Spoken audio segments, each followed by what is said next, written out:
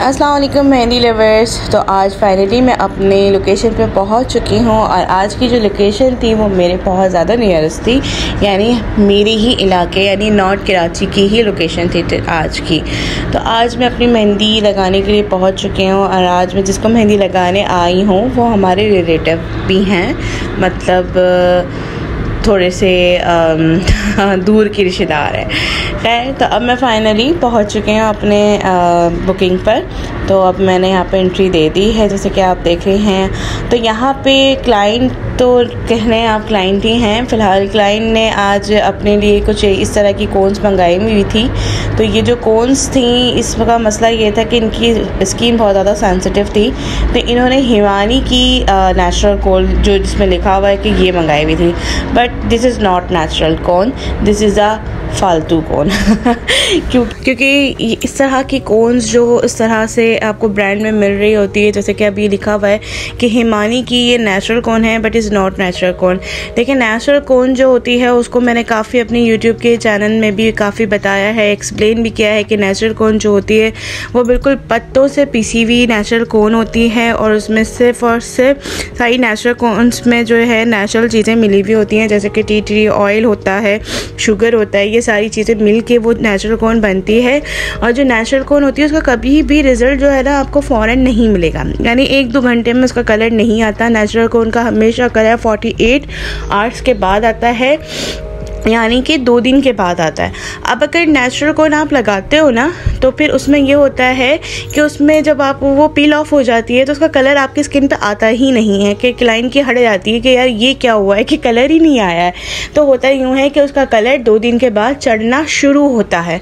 अब जब उसका कलर आना शुरू होता है तो फिर उसके बाद आपका वो दिन ब दिन वो कलर डार्क होता रहता है। जब वो डार्क हो जाता है तो वो उसकी नेचुरल कोन की पहचान ही यही है कि उसका कलर जो है 2 दिन के बाद आएगा। बट इस तरह के जितने भी और भी ब्रांड्स के मिलते हैं, बहुत ज़्यादा मशहूर है, मैं नाम नहीं लेना चाहती, लेकिन इस तरह के कोई भी कोन्स आपको मिलती हैं तो वो नेचुरल कोन नहीं है, नहीं है, नहीं है।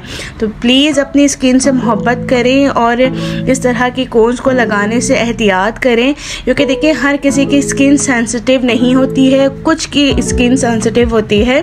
अब फॉर एग्ज़ाम्पल जैसे आज की ही क्लाइंट की मैं आपको मिसाल दे दूँ कि ये 3 बहनें थीं, बट जो ब्राइडल है उसकी जो है बहुत ज़्यादा सेंसिटिव स्किन थी। अब जिसकी वजह से उनको मैंने अपनी ही रेगुलर कोन यूज़ करी उनके हाथों पर। तो मैंने मतलब अपनी रेगुलर कोन हर कहीं पे यूज़ कर रही होती हूँ अल्हम्दुलिल्लाह, लेकिन किसी को रिएक्शन नहीं हुआ। लेकिन मैंने अपनी क्लाइंट को उनसे ही कहा कि भाई आप कहेंगी तो मैं लगाऊंगी, वरना ये कोन मैं नहीं लगाऊंगी। तो बट उन्होंने ही कहा कि नहीं, आप मुझे अपनी कोन लगाएं, कोई इशू नहीं है, कुछ होता है तो फिर मैं जाके फ़ौरन हैंड वॉश कर लूँगी। तो फिर मैंने बिस्मिल्लाह करी और फिर उनको पूरा बंच लगाया, सारी चीज़ें की, मैं आगे आपको दिखाऊंगी। बट यकीन करें उनके हाथ में रिएक्शन करना शुरू हो गई मेरी कोन भी ना। तो जब रिएक्शन करना शुरू हुई तो उनके हाथों में सॉइलिंग शुरू हुई।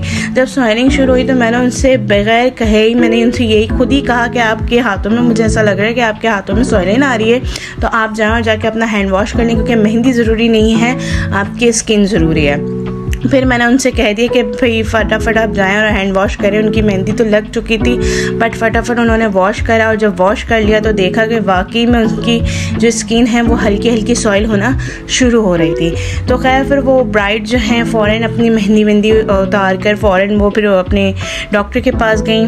डॉक्टर ने उन्हें दवाइयाँ वगैरह दी, तो उतने में ये कुछ बेहतर फ़ील होने लगा उनको। तो खैर हमने अच्छे मौके पे ही मेहंदी को वॉश करवा दिया और फटाफट कोई रिस्क नहीं लिया हमने, वरना तो बहुत ज़्यादा बड़ा मसला हो जाता। अब इस कोन का आप पेस्ट भी देख सकते हैं कि किस तरह का केमिकल वाला पेस्ट है। ये रही वो ब्राइड जिनके मैंने कम्प्लीटली बंच लगा दिया था। उनको मेहंदी लगाते वक्त कोई इचिंग नहीं हुई थी, कुछ भी नहीं हुआ था। ये इनके साथ हमेशा का है, उन्होंने मुझे पहले ही बता दिया था कि मेहंदी लगाते वक्त मुझे कुछ फीलिंग नहीं आती, लेकिन जब मेहंदी ड्राई हो जाती है तब मुझे फीलिंग आती है कि हाँ भाई मेरे हाथ सॉइल होना शुरू हो रहे हैं और बाकायदा फूल जाता है। मैं आप लोगों को पिक्चर भी दिखाती हूँ कि इनके हाथ कैसे फूल से जाते हैं। खैर ये कंप्लीट हो चुका था इनका बंच, और मैं दूसरे हाथ में स्टार्ट कर रही थी लगाना। इस हाथ में इतना ज़्यादा नहीं हुआ था, लेकिन जब हम दूसरे हाथ में लगाए थे तब उनका हुआ था। तो फिर उसके बाद ये डॉक्टर के पास चले गई थी। तो जब तक मैं इनकी दूसरी सिस्टर्स के हाथों में मेहंदी लगा रही थी, अल्हम्दुलिल्लाह किसी और को कोई ऐसा मसला नहीं था, क्योंकि बकौल क्लाइंट के ही कि ये इशू सिर्फ उनकी अपनी बहन के साथ होता है, इसके अलावा किसी सिस्टर के साथ और किसी की भी इस तरह से स्किन सेंसिटिव नहीं है। मैंने कहा चलें अच्छी बात है। फिर अल्हम्दुलिल्लाह फिर बाकी क्लाइंट्स को भी आराम से मैंने मेहंदी वगैरह लगाई, सब कुछ हुआ, सारी चीज़ें हुई। फिर फाइनली जब उन्होंने अपने डॉक्टर से चेकअप वगैरह करवा लिया, तो फिर जब वापस घर आ गई तो फिर उन्होंने अपने पाम साइड में थोड़ा हैवी वर्क करवाया कि भाई मेहंदी इनको बहुत पसंद है। और अल्हम्दुलिल्लाह हमेशा की तरह क्लाइंट्स को मेरा काम बहुत अच्छा लगा।